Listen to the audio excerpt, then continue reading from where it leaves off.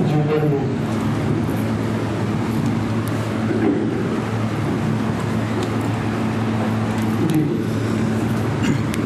الله الرحمن الرحيم. وعن أبي المليح عن أبيه رضي الله عنه أن رجلا أعتق شخصا له من غلام فذكر ذلك للنبي صلى الله عليه وسلم فقال ليس لله شريك فأجاز عتقه.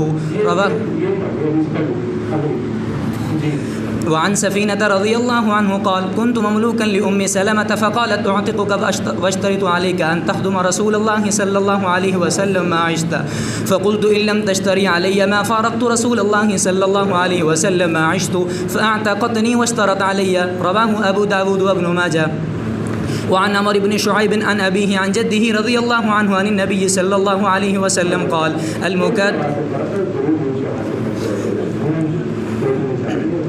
المكاتب عبد ما بقي عليه من مكاتبته درهم.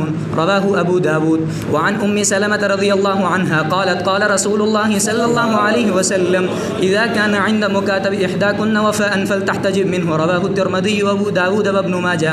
وعن عمرو بن شعيب عن أبيه عن جده رضي الله عنه أن رسول الله صلى الله عليه وسلم قال من كاتب عبده على 100 أوقية فأداها إلا 10 أواق أو قال 10 دنانير ثم عجز فهو رفيق. رواه الترمذي وابو داود وابن ماجه. وعن ابن عباس رضي الله عنهما عن النبي صلى الله عليه وسلم قال إذا أصاب المكاتب حدا أو ميراثا مرس بحساب ما عتق منه.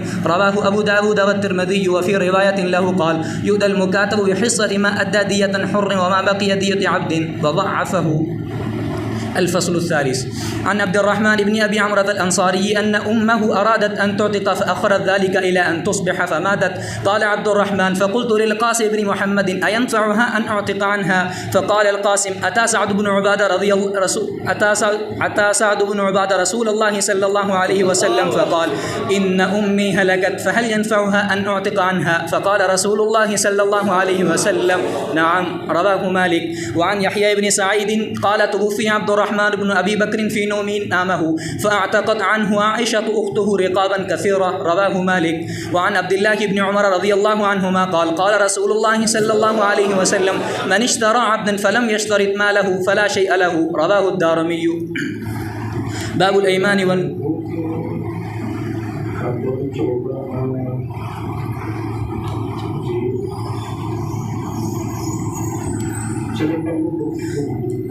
باب الأيمان والنذور.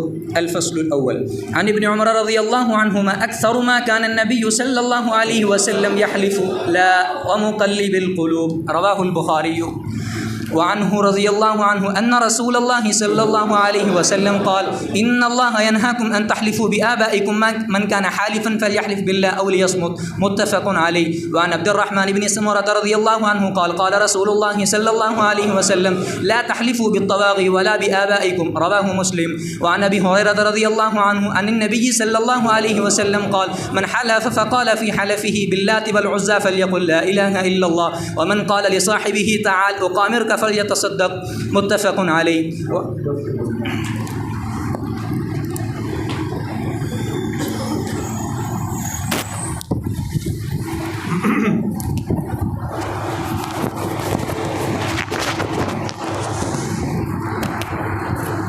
بسم الله الرحمن الرحيم. اللهم صل على محمد النبي الأمي وعلى آله وسلم تسليما. سفینہ رضی اللہ عنہ سے روایت ہے کہ میں غلام تھا، مملوک تھا ام سلمہ رضی اللہ عنہ کا، تو انہوں نے کہا کہ میں آپ کو آزاد کرتی ہوں اور میں آپ پر شرط لگاتی ہوں کہ آپ حضور اقدس صلی اللہ علیہ وسلم کی خدمت کریں گے جب تک آپ زندہ ہیں۔ تو میں نے کہا اگر آپ شرط نہ بھی لگاتی مجھ پر تب بھی میں آپ صلی اللہ علیہ وسلم سے جدا نہ ہوتا جب تک میں زندہ ہوں۔ تو انہوں نے مجھے آزاد کر دیا اور مجھ پر یہ شرط لگا دی۔ سفینہ رضی اللہ تعالیٰ یہ صحابی ہیں اور فارس سے ان کا تعلق تھا۔ ان کے نام میں اختلاف ہے کہ نام کیا تھا۔ بعض نے کہا کہ نام ان کا روحان تھا، بعض نے کہا کہ ان کا نام مہران تھا وغیرہ ذالک۔ سفینہ آپ حضرات کو پتہ ہے کہ کشتی کو کہا جاتا ہے۔ تو اصل میں ایک سفر میں ایسا ہوا کہ حضور اقدس صلی اللہ علیہ وسلم ادھر سفر کر رہے تھے تو یہ صحابہ نے اپنا سامان اسلحہ اٹھا کر ان کے اوپر رکھ دیا نا کندھوں، تو اپنا سامان بھی انہوں نے اٹھایا ہوا تھا اور ان کا سامان بھی اٹھایا ہوا تھا. تو آپ صلی اللہ علیہ وسلم نے ان سے فرمایا کہ انت سفینہ، کہ آپ کیا ہو؟ کشتی. تو پھر ان کا گویا کہ لقب ہی سفینہ پڑ گیا. اس کے بعد سفینہ کے نام سے مشہور ہوا. اور ان کے بارے میں آتا ہے کہ ایک دفعہ شام کے ایک علاقے میں یہ گرفتار ہو گئی کسی جنگ میں، کفار نے ان کو گرفتار کر لیا. تو کسی ذریعے سے وہاں سے بھاگ کے نکلے، جنگل میں پہنچ گئے تو وہاں پر شیر سامنے آیا. شیر اصلی والا شیر، نقلی والا نہیں. تو شیر دیکھ کر شیر سے یہ کہنے لگے تجھے پتہ ہے میں کون؟ میں سفینہ ہوں، حضور اقدس صلی اللہ علیہ وسلم کا غلام ہوں. تو شیر کھڑا ہو گیا اور اس نے اپنے دم ہلانے شروع کر دی. اس کے بعد شیر نے ان کو آبادی تک پہنچا دی. تو یہ فرماتے ہیں کہ میں ام سلمہ رضی اللہ عنہ کا غلام تھا. تو ام سلمہ رضی اللہ عنہ نے مجھ سے فرمایا کہ میں آپ کو آزاد کرتی ہوں، لیکن اس شرط پر کہ آپ کیا کریں گے؟ حضور اقدس صلی اللہ علیہ وسلم کی خدمت کرتے رہیں گے جب تک آپ کیا ہیں؟ زندہ ہیں. تو میں نے کہا کہ اگر آپ یہ شرط نہ بھی لگاتے پھر بھی میں نے خدمت تو کرنی تھی. تو یہ تو حدیث کا مفہوم ہے. اور پھر آخر تک وہ خدمت کرتے رہے.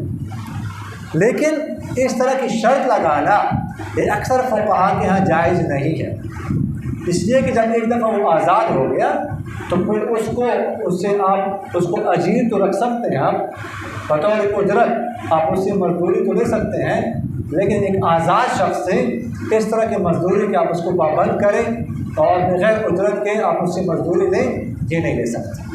یہ تو غلام کا کام ہوتا ہے نا. تو اس لیے محدثین فرماتے ہیں کہ یہ شرط نہیں تھی، یہ وعدہ تھا. وعدہ تھا اور انہوں نے وعدہ کیا، اس کو پورا بھی کیا.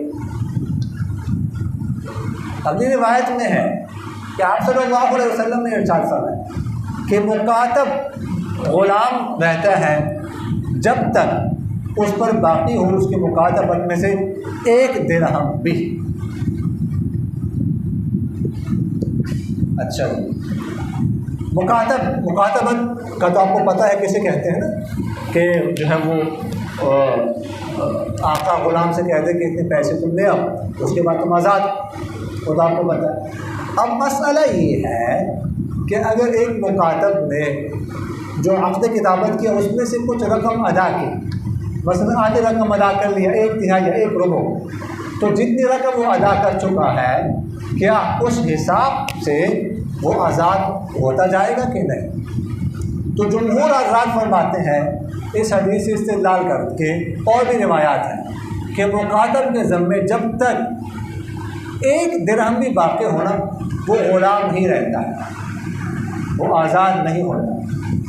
جبکہ ابراہیم نخعی رحمہ اللہ بہت بڑے تابعی گزرے ہیں اور امام ابو حنیفہ رحمہ اللہ کے اساتذہ میں ان کا شمار ہوتا ہے. تو وہ فرماتے ہیں کہ مکاتب جو ہے جتنا حصہ ادا کرتا رہے گا وہ آزاد ہوتا رہے گا اپنے حصے کے بقدر. اچھا، ابراہیم نخعی رحمہ اللہ جو ہے نا یہ استدلال کرتے ہیں اس سے اگلی حدیث چھوڑ کر اس سے اگلی حدیث جو ہے، یعنی اس باب کی جو آخری حدیث ہے اس سے استدلال کرتے ہیں. اب وہاں پر اس کا جواب آئے گا کہ وہاں پر خود آ رہا ہے کہ امام ترمذی رحمہ اللہ نے اس کو روایت کیا ہے اور اس کی تضعیف کی ہے کہ یہ وہ روایت کیا ہے؟ ضعیف ہے. آخر میں لکھا ہوا ہے ضعفہ، اس کو ضعیف قرار دے دیا. اور دوسری بات یہ ہے کہ کثیر تعداد میں روایات موجود ہیں جو اس پر دلالت کرتی ہیں کہ مکاتب 1 درہم تک بھی 1 درہم باقی ہے تو وہ غلام. تو ان روایت کے مقابلے میں اس روایت پر عمل نہیں کیا جا سکتا. سمجھ آ رہے کہ نہیں؟ آگے دیکھ لیجیے. ام سلمہ رضی اللہ عنہ سے روایت اور فرماتی ہے کہ آپ صلی اللہ علیہ وسلم نے ارشاد فرمایا کہ جب تم میں سے کسی ایک کے مکاتب کے پاس بھی وفا ہو یعنی اتنی رقم ہو کہ وہ جو ہے نا وہ بدلے کتابت ادا کر سکے. یہ عورتوں سے خطاب ہے ازواج مطہرات سے، تو پھر اسے چاہیے کہ اسے پردہ کرے. یعنی اگر کسی مکاتب کے پاس اتنی رقم آئی، انتظام ہو گیا کہ وہ ادا کر کے اپنے آپ کو آزاد کرائیں، تو اب اگر کسی خاتون کا مرد کا ہے پھر تو مسئلہ نہیں، خاتون کا ہے تو اس کے لیے حکم کیا ہے کہ وہ اس سے کیا کرے؟ پردہ کرے. اب سوال یہ پیدا ہوتا ہے کہ جناب والا ابھی ہم نے پڑھا ہے کہ ایک درہم بھی باقی ہو تو مکاتب رہتا ہے، وہ غلام ہی رہتا ہے، تو پھر پردہ کیسے؟ غلام سے تو پردہ نہیں ہوتا. سوال سمجھ آ گیا کہ نہیں؟ تو فَلْتَحْتَجِبْ مِنْهُ، اس کا ایک جواب تو یہ ہے کہ یہ حکم بطور تقویٰ ہے، کہ اب تقویٰ یہ ہے کہ اس سے پردہ کیا جائے. سمجھ آ گئی کہ نہیں؟ اور دوسرا جواب اس کا یہ ہے کہ یہ فَلْتَحْتَجِبْ مِنْهُ سے مطلب یہ ہے کہ اب وہ پردے کی تیاری کر لے، کہ کسی بھی وقت وہ بدلے کی طاقت ادا کر کے تو اپنے آپ کو آزاد کرا سکتا ہے، اس لیے پردے کی تیاری شروع کر دے. تیسرا جواب اس کا یہ ہے کہ یہ حکم خاص ہے ازواج مطہرات کے ساتھ. یہاں پر ہے نا احداکن، ازواج مطہرات سے خطاب ہے نا، ان کے ساتھ خاص ہے کہ وہ پردہ کرے، باقی خواتین کے لیے یہ حکم نہیں ہے. سمجھ آ گئی جی؟ اگلی روایت میں ہے کہ آپ صلی اللہ علیہ وسلم نے ارشاد فرمایا کہ جو مکاتب بنائے اپنے غلام کو 100 اوقیہ پر، پھر وہ ادا کرے 90 اوقیہ، 10 اوقیہ چھوڑ کر، یا 10 دنانیر رہ جائے، پھر اس کے بعد وہ عاجز آ جائے تو وہ غلام ہی ہے. یعنی آقا نے مکاتب بنایا غلام کو 100 اوقیہ. ایک اوقیہ کتنے کا ہوتا ہے جی؟ 40 کا 40 کیا 40 درہم کا ہوتا ہے، 40 درہم کا ہوتا ہے. اور ایک درہم کتنے کا ہوتا ہے؟ آج کل تو 75 روپے کا 76 ہے، کتنے کا ہوتا ہے جی؟ 3.5 ماشے کا ہوتا ہے. ماشے کا اعتبار ہوگا ٹھیک ہے، یا 4.5 اس طرح. سمجھ آ رہی کہ نہیں آئی؟ 3.374 گرام کا ہوتا ہے. سمجھ آ رہی؟ تو یہ ہو، اب کسی نے 90 اوقیہ ادا کی لیکن 10 اوقیہ ادا کرنے سے عاجز آ گیا، مزید اوقیہ وہ ادا نہیں کر سکتا، یا 100 دینار تھے 90 دینار ادا کیے باقی ادا نہیں کر سکتا، عاجز آ گیا، تو اگرچہ اس نے 90 اوقیہ ادا کی ہے، 90 دنانیر ادا کی ہے، لیکن 10 رہ گئے تو یہ غلام ہی رہے گا، آزاد نہیں ہوگا. یہ کہہ رہے ہیں. عبداللہ بن عباس رضی اللہ عنہ سے روایت کہ آپ صلی اللہ علیہ وسلم نے ارشاد فرمایا کہ جب اذا اصاب المکاتب، اصابہ سے مراد یہاں پر جب وہ مستحق ہو جائے مکاتب حد کا یعنی دیت کا یا میراث کا، تو اس کو وہ وارث بنایا جائے گا اس حساب سے جس حساب سے وہ جتنا وہ آزاد ہوا ہے. یہ حدیث ہے، اس کے حوالے سے میں نے آپ سے عرض کیا کہ ابراہیم نخعی رحمہ اللہ کے علاوہ کسی نے بھی اس حدیث پر عمل نہیں کیا. اور اسی کے بارے میں نے آپ سے عرض کیا کہ آگے امام ترمذی رحمہ اللہ اس کی تضعیف کر رہے ہیں.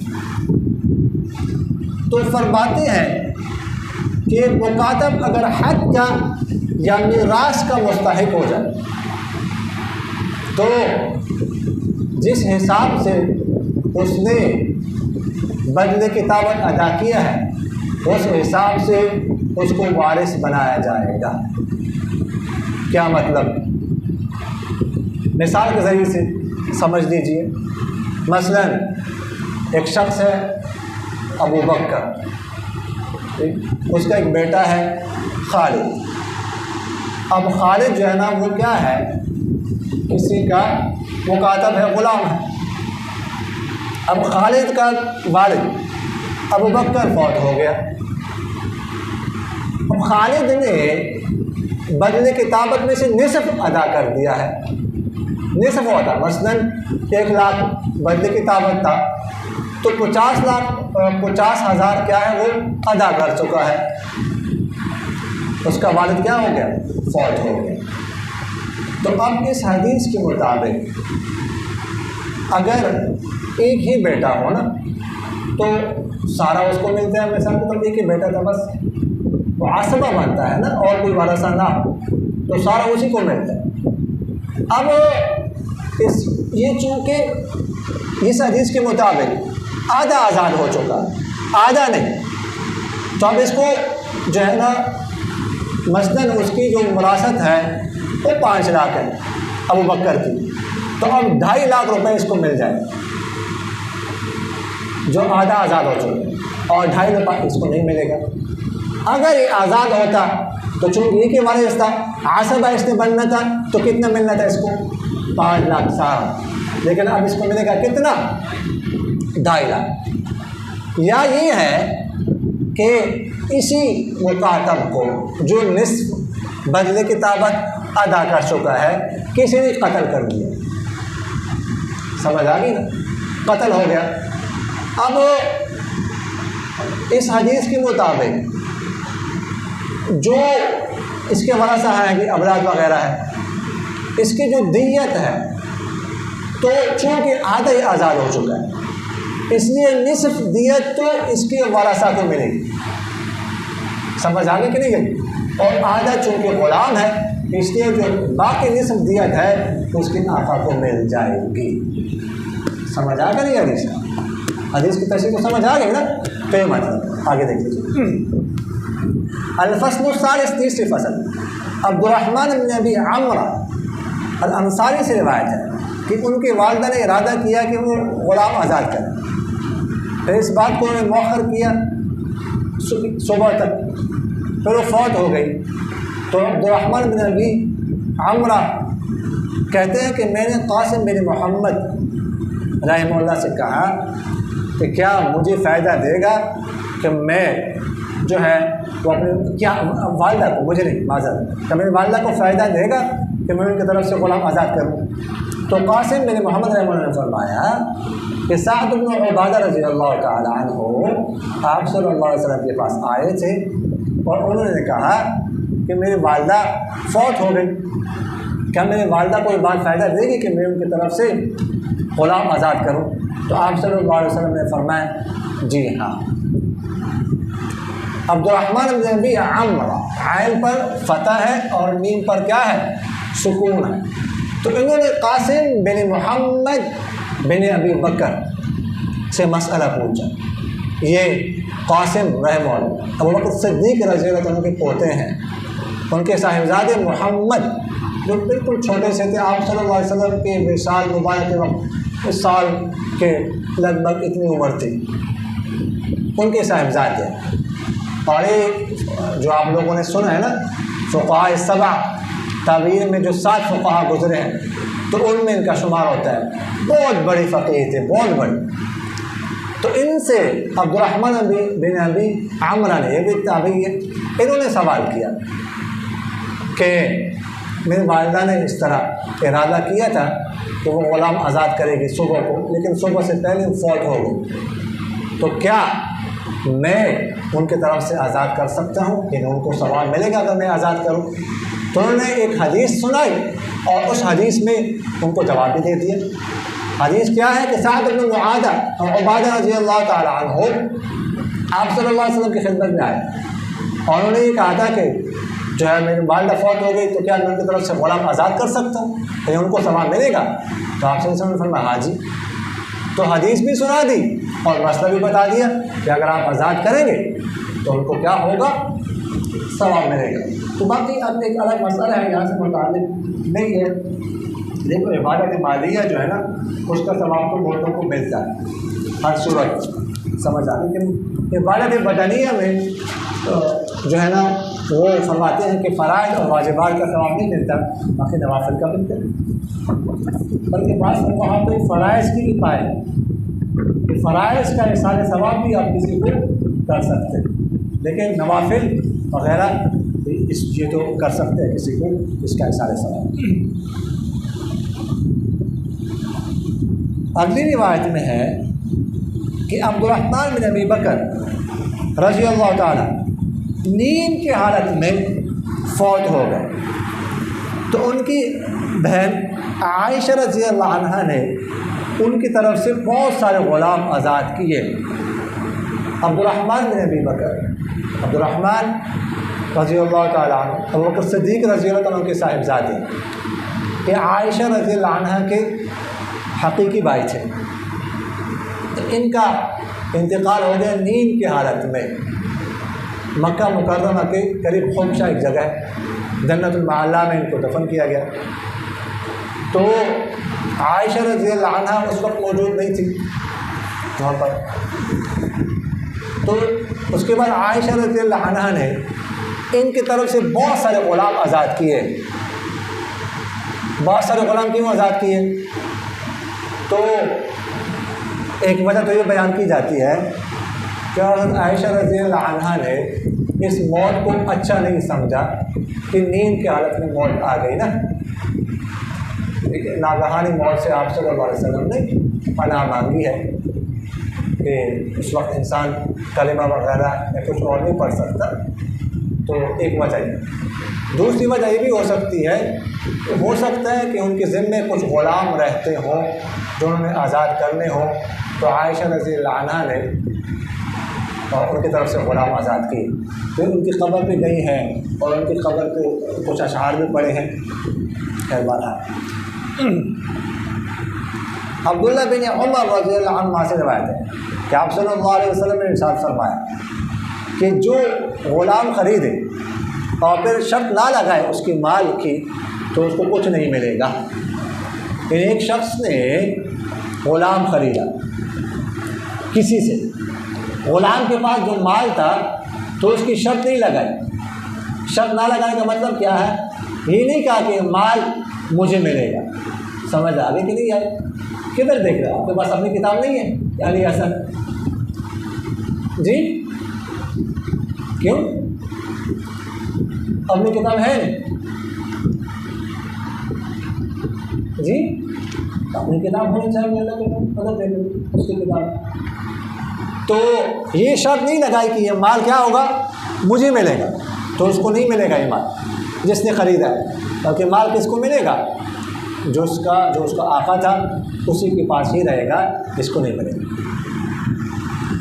باب الایمان والنذور، اچھا باب ہے قسموں کے بارے میں اور نظروں کے بارے میں۔ ایمان جمع ہے کس کی؟ یمین کی، اور نذور جمع ہے کس کی؟ نظر کی۔ یمین کی جمع ہے، یمین ایک تو مشہور معنی آپ کو پتہ ہے کہ یسار کی ضد ہے، دائیں جانب کو کہا جاتا ہے، سمجھ آ گئی۔ اسی طرح یمین قسم کو بھی کہتے ہیں۔ قسم کو یمین کیوں کہتے ہیں؟ اس لیے کہ عربوں کے یہاں یہ دستور تھا کہ جب وہ آپس میں کوئی عہد و پیمان، کوئی معاہدہ کرتے تھے تو ہاتھوں میں ہاتھ ڈال کر، ہاتھوں میں ہاتھ ملا کر اس طرح معاہدہ کرتے تھے، اور دائیں ہاتھ آپس میں ملا کر یہ کرتے تھے۔ تو اس وجہ سے قسم کو یمین کہتے ہیں۔ اور اس طرح یمین کا ایک معنی قوت اور طاقت بھی ہے، تو وہ کہ یمین دائیں کو بھی کہتے ہیں، دائیں طرف دائیں ہاتھ وغیرہ، اور اس طرح یمین قسم کو بھی کہتے ہیں لغوی معنی کے اعتبار سے، اور یمین قوت اور طاقت کو بھی کہا جاتا ہے۔ یہ لغوی معنی ہے۔ اور اصطلاحی تعریف یمین کی کیا ہے؟ اصطلاحی تعریف یمین کی ہے توکید الشیء بذکر اسم اللہ و صفاتہ، کہ کسی چیز کو مؤکد کرنا اللہ کے نام کے ساتھ یا اللہ کی صفت کے ساتھ، یعنی ذاتی نام یا صفاتی نام کے ساتھ اللہ کے کسی چیز کو پختہ کرنا، اس کو کیا کہا جاتا ہے؟ یمین کہا جاتا ہے، یمین کہتے ہیں۔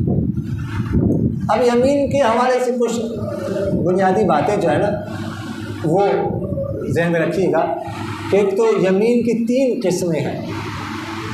آپ لوگوں کو پتہ ہے، ٹھیک ہے۔ پہلی قسم جو ہے نا وہ کون سی ہے؟ یمین غموس ہے۔ یمین غموس کہا جاتا ہے کہ ماضی کی کسی بات پر جھوٹی قسم اٹھانا، مثلا کوئی کام نہیں کیا، پتہ ہے میں نے نہیں کیا، قسم اٹھاتا ہے کہ کام میں نے کیا ہے، یا کوئی کام کیا ہے پتہ ہے میں نے کیا، قسم اٹھاتا ہے کہ میں نے نہیں کیا، یہ یمین غموس ہے۔ اس میں کفارہ نہیں ہے، البتہ غموس کا معنی غوطے دینے، تو اس کو جہنم کی آگ میں غوطے دیے جائیں۔ دوسری قسم جو ہے نا وہ یمین لغو ہے۔ یمین لغو کی دو تعریفیں کی جاتی ہیں۔ ایک تو یمین لغو کہا جاتا ہے کہ جو لوگوں کی عادت ہوتی ہے بعض لوگوں کی کہ بات بات پر قسم اٹھاتے ہیں، بات بات پر قسم اٹھاتے ہیں، اور بعد میں اللہ کی قسم، اللہ کی قسم، یہ یمین لغو ہے۔ اور دوسری تعریف یہ ہے کہ ماضی کی کسی بات پر قسم اٹھانا، مثلا وہ کہتا ہے کہ فلاں کام میں نے کیا ہے، اس کے ذہن میں یہی تھا کہ میں نے کیا ہے لیکن وہ کیا نہیں تھا، یا یہ کہتا ہے میں نے نہیں کیا، اس کے ذہن میں یہی تھا، اپنے ذہن میں یہ سچا ہے کہ میں نے نہیں کیا لیکن وہ کر چکا تھا، تو اس کو یمین لغو کہتے ہیں۔ اس میں گناہ بھی نہیں ہے، کفارہ بھی نہیں ہے۔ پہلی صورت میں کفارہ نہیں ہے لیکن گناہ ہے۔ اور تیسری قسم یمین منعقدہ ہے۔ یمین منعقدہ کہا جاتا ہے کہ مستقبل کے کسی بات پر قسم اٹھانا، اللہ کی قسم ایسا نہیں کروں گا یا ایسا کروں گا۔ اب اگر اس کے خلاف کرتا ہے تو حادث ہو جائے گا، اور صورت میں پھر اس کا کفارہ ادا کرنا پڑے گا۔ اب کفارہ کیا ہے یمین کا؟ کیا آپ لوگوں کو پتہ ہے کہ یا تو غلام آزاد کرے، یا 10 مسکینوں کو 2 وقت کا کھانا کھلائے، یا 10 مسکینوں کو جو فی مسکین ایک جوڑا دے دے۔ یہ 3 چیزیں ہیں، ان کے درمیان اختیار، ان میں سے کوئی بھی اختیار کرے۔ اگر ان تینوں کی طاقت نہ ہو تو پھر اس صورت میں کیا کرے گا؟ 3 دن مسلسل روزے رکھے گا۔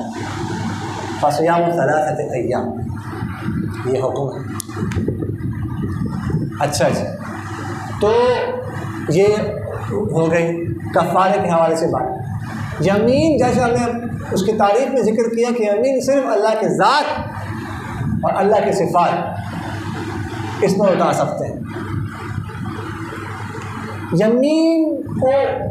یمین میں عرف کو بہت زیادہ دخل ہے۔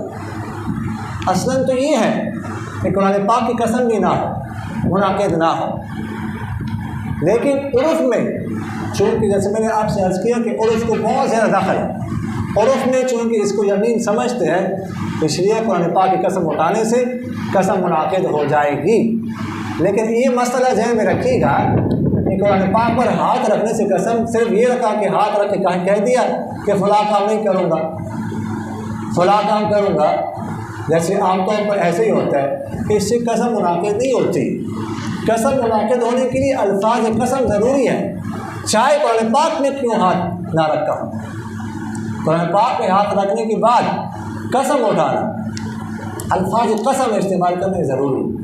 اگر کسی نے ایسے ہاتھ اٹھا کے رکھ دیا تو اس سے کچھ بھی نہیں ہوتا۔ سمجھ آگے کہ نہیں؟ یہ مسئلہ سمجھ آ؟ ہاں جی، لیکن ایسا نہ ہو کہ تم والدین کو دھوکہ دینے کے لیے ٹھیک ہے ایسے قرآن پاک اٹھا کے اس وقت کہ اس کے بعد فلاں کام نہیں کرو، یہ کام نہیں کرو، سمجھ آگے کریں۔ اچھا، اگلا لفظ ہے نزول، یہ نظر کی جمع ہے۔ نظر کسے کہتے ہیں؟ نظر کہا جاتا ہے کہ النظر ما الزمہ الانسان علی نفسہ، کسی چیز کو اپنے اوپر لازم کر دینا، یعنی کسی مباح چیز کو اپنے اوپر واجب کرنا، لازم کرنا، یہ نظر کہلاتے ہیں۔ نظر بھی کہتے ہیں اس کو منت بھی کہا جاتا ہے۔ یہ نظر، اب نظر کے لیے 3 شرطیں کہ نظر کب منعقد ہوتی ہے، سمجھ آگے کہ نہیں ہے؟ پہلی شرط یہ ہے کہ جس چیز کی نظر مانی جا رہی ہو وہ چیز جو ہے نا عبادت مقصودہ ہو اور جن سے واجب میں سے ہو۔ عبادت مقصودہ تو سمجھتے ہو نا کہ اسی کی عبادت کی جاتی ہے، براہ راست وہ کسی اور عبادت کا وسیلہ ذریعہ نہ ہو، جیسے وضو جو ہے تو کسی اور عبادت کا ذریعہ ہے۔ اب اگر کوئی نظر مانتا ہے کہ اگر اس سال میری شادی ہو گئی تو میں ہر نماز کے لیے وضو کروں گا، وضو کے ساتھ نیا وضو کروں گا، تو نظر منعقد ہوتی کوئی نہیں۔ اس لیے والدین کے سامنے کہہ دو کہ میری شادی کراؤ تو میں ہر نماز کے لیے پھر وضو کر خوش ہو جائیں گے، نیک ہے تو شادی کرا دیں گے، نظر تو ویسے بھی منعقد نہیں ہوتی۔ اور دوسری بات یہ ہے کہ جنس واجب میں سے ہو، یعنی اس کو جنس واجب بھی ہو، سمجھ آ گئی کہ نہیں؟ اب اگر کوئی کہتا ہے کہ اگر میں نے فلاں کام ہو گیا تو میں مسجد بنواؤں گا تو نظر منعقد نہیں ہوتی۔ ہاں اگر کوئی کہتا ہے کہ میں اتنے نفل پڑھوں گا تو ہو جائے گی نظر منعقد، اس لیے کہ نفل نماز ہے نا، اور اس نماز کے جنس میں سے فرض نماز بھی ہے نا، تو جن سے واجب میں سے ہوا نا، سمجھ آ گئی کہ نہیں ہے؟ اسی طرح اگر کسی نے کہا کہ اگر میرا فلاں کام ہو گیا تو میں 1,00,000 دفعہ درود شریف پڑھوں، اب درود کی نظر ہو جائے گی، اس لیے کہ درود شریف پڑھنا جن سے اس کا ایک جنس واجب بھی ہے نا۔ اب یہ الگ مسئلہ ہے اختلافی کہ ایک دفعہ آپ صلی اللہ علیہ وسلم پر زندگی میں درود پڑھنا واجب ہے زندگی میں، یا مجلس میں ایک دفعہ پڑھنا واجب ہے، یا ہر دفعہ پڑھنا واجب ہے، یہ جو الگ مسئلہ ہے، لیکن اتنا تو یقینی ہے نا کہ درود پڑھنا واجب ہے کسی صورت میں، تو یہ جن سے واجب ہے، پہلی شرط۔ اور دوسری شرط یہ ہے کہ معصیت کی نہ ہو، گناہ کی نظر نہ ہو۔ اگر کوئی کہتا ہے کہ میرا اگر فلاں کام ہو گیا تو میں ایک سینما بنواؤں گا، سمجھ آ رہی کہ نہیں ہے؟ یا کسی اور غلط کام کی نظر مانتا ہے تو یہ نظر منعقد نہیں ہو۔ اور تیسری شرط یہ ہے کہ فی الحال وہ چیز، فی الحال یا فی المعاد، ابھی یا مستقبل میں وہ چیز اس کی ذمہ واجب نہ ہو۔ مثلاً ابھی کوئی نظر مانتا ہے، سمجھ آگے کہ نہیں، کہ آج اگر میری منگنی ہو گئی نا تو میں نے جو ہے نا عشاء کی نماز پڑھ دی، تو عشاء کی نماز تو پھر آج اس کے ذمہ ویسے واجب ہے، وہ تو پڑھنی ہے، فرض ہونی ہے، تو نظر منعقد نہیں ہوگی۔ اور ایک چوتھی صورت جو ہے نا، ایک چوتھی شرط یہ بھی آپ کہہ سکتے ہیں کہ وہ چیز اس کی ملکیت میں ہو۔ سمجھ آگے کہ نہیں ہے؟ تو یہ نظر کے لیے کیا ہے؟ شرائط، وما علینا الا